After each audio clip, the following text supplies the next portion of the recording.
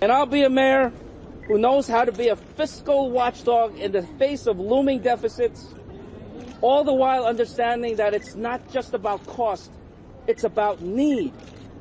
I'll be a mayor not of the 1%, but of the 100%.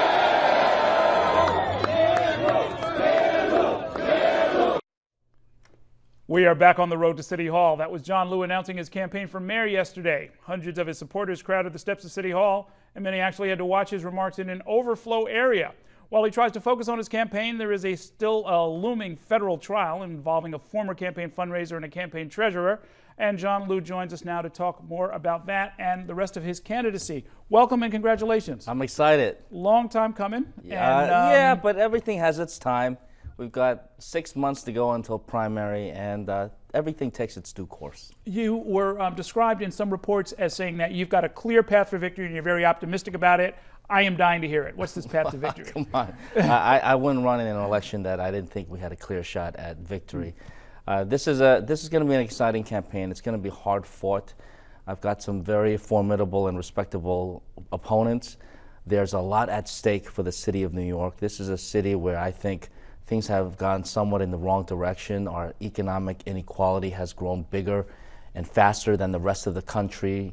I've proposed changes in our fiscal policies, I've proposed tax reform to level the playing field so that we can start growing the middle class and uplift the working poor, as opposed to have the very wealthy continue to peel away from the rest of us. I've talked about reforming our education department, how we've got to get away from treating individual schools as business divisions, reporting up to DOE corporations where mandates keep getting handed down and statistics and reams of numerical measures keep getting sent back upstairs, all the while not necessarily enhancing or improving educational quality. And we've got to prepare for a period of substantial growth. I've got a plan that will allow our city to grow in terms of the number of people, because there's great demand for New York City. We've got a lot more people coming. Our population is continuing to increase. We can use the intrinsic wealth that's generated by the demand to take care of people who are already in New York City, and at the same time prepare for the increase in population that we are expecting. Well, but that's the challenge everybody's facing, right? Is that we know there's going to be at least a small deficit in the next couple of years. So the next mayor is going to inherit $2 to $3 billion that we know of, and which is a lot of money. It's actually a pretty big deficit. Yeah, and there's the expired labor contracts that could add a few billion more. Yes. And yet there's talk about economic growth from you. There's talk about making things fairer. How do you make that happen? Well, I think, again, I talked about reforming our income tax system. Believe it or not, we have a flat tax right now, where pretty much however much you make, you're paying almost the same rate of tax as anybody else. We've got to reform that so that the people who make less pay less. People who make more pay more. And we need a progressive tax system where everybody pays their fair share. How much would that raise for the city? It would result anywhere from $250 million to $1 billion under a detailed plan that I proposed last year. Mm-hmm. It's also about changing some of our fiscal priorities. I just bristle when I read news reports or hear the mayor talk about how we have to close after-school programs or eliminate daycare slots, making it much more harder for working men and women and parents, and all the while handing out hundreds of millions of dollars to subsidies for corporations and private developers. But look, as a former council member, who don't create jobs. But as a former council member, I mean, there's a reason not to bristle, right? Because in all of your years as a council member, every year the budget came down, proposing firehouses to be closed and daycare centers to be closed and senior centers to be closed, and every year the council would restore it. And there'd be all of this drama about less than 1%. I'm not talking about the dance. I think the dance has been overly, shall I say, repetitive and over choreographed over the last few years. But I'm not even talking about the dance. I'm talking about the actual cuts that get enacted at the end of the day. We are a wealthy city. This city has tremendous richness. The problem is that in recent years, the wealth has gone to those who need it the least. The rich have become filthy rich. Everybody else has been left behind.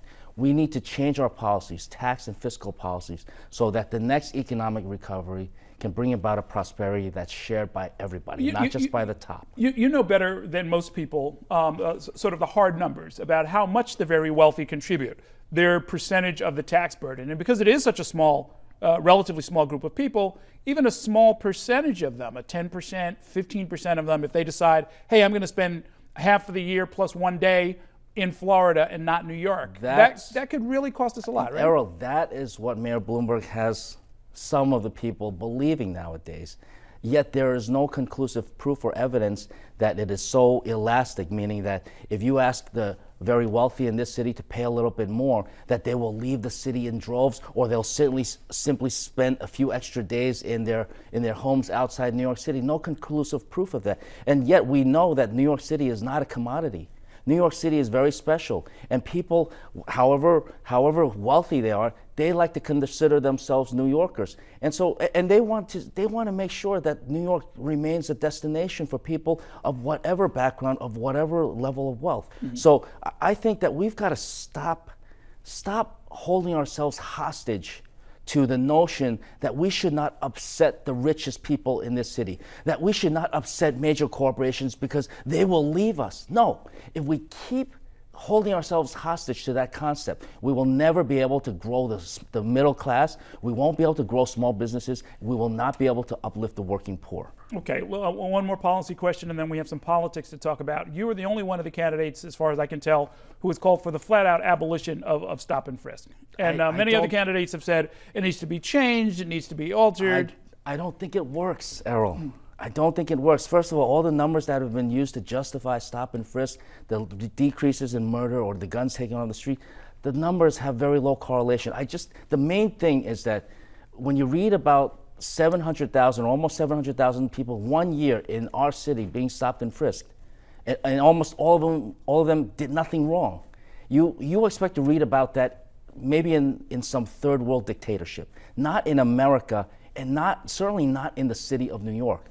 And you layer on top of that, almost everybody who's being stopped and frisked is black or brown. You can't deny that there's racial profiling going on there. Stop and frisk takes resources away from police strategies that have been proven to work in other cities that have experienced crime reductions and did not resort to stop and frisk. So if you're mayor on January 1st, what do you tell your police commissioner? There will be no more stop and frisk. Okay. And that's just a directive? No more stop and frisk. Meanwhile, we will adopt strategies that enhance and strengthen partnerships between local police precincts and local community leaders who tend to know where the worst elements in their own community are. But we have to rebuild that trust and create that partnership so that the heat can be turned on 24/7 on the known bad elements, as opposed to assuming that everybody's potentially bad and then stopping everybody in the street, almost all of whom have done nothing wrong. It's not democratic. Got it. You were quoted as saying that you think there's been a witch hunt, that this is that a lot of the investigation. What are you talking about? The investigation of your former treasurer and of Oliver Pan, who had helped. The investigation of my fundraising, Errol, right? Mm-hmm. We're talking about the investigation of my fundraising. I'm very proud of my fundraising. I think we've been very effective at it. I think we've reached a broad base of donors. I think I've set a higher level of ethics. I don't accept contributions from people who do business with the city or have city contracts. I don't accept contributions from people on Wall Street or people even looking to do business with our pension funds, because we've seen what problems can occur from that. So I've set a high level of ethics. And yet, I seem to be the only person who has an investigation into the fundraising. It's been going on now, according to the news reports, for almost 4 years. They have wiretapped my cell phone as well as 9 other phones for an 18-month period, examined and reviewed 1 million documents, and interrogated thousands of my supporters and contributors. And where's the there? Are they overly suspicious but mistaken, or is there something unethical going on? Well, look, as I said from the beginning, I don't question the investigators for doing their job. But at some point, let's bring an end to this. There's an election going on right now. We're heading into the final 6 months of what has been essentially a years-long campaign for most people. Mm-hmm. And so let's let the people decide.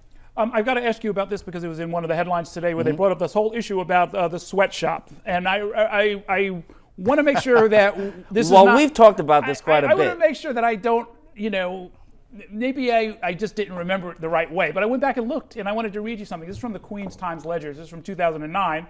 And it talks about the rally of 1,000 people in Confucius, beneath I'll just read it. Beneath the statue of Confucius in Chatham Square in Chinatown, before a crowd of nearly 1,000 waving blue campaign banners for the controller candidate, John Liu, that's your mom, took the rostrum and said that Jamie Liu and her other children all had worked in a sweatshop in the 1970s. I had been embarrassed to talk about it, she said, reading a statement in English after speaking to the crowd in Mandarin for several minutes.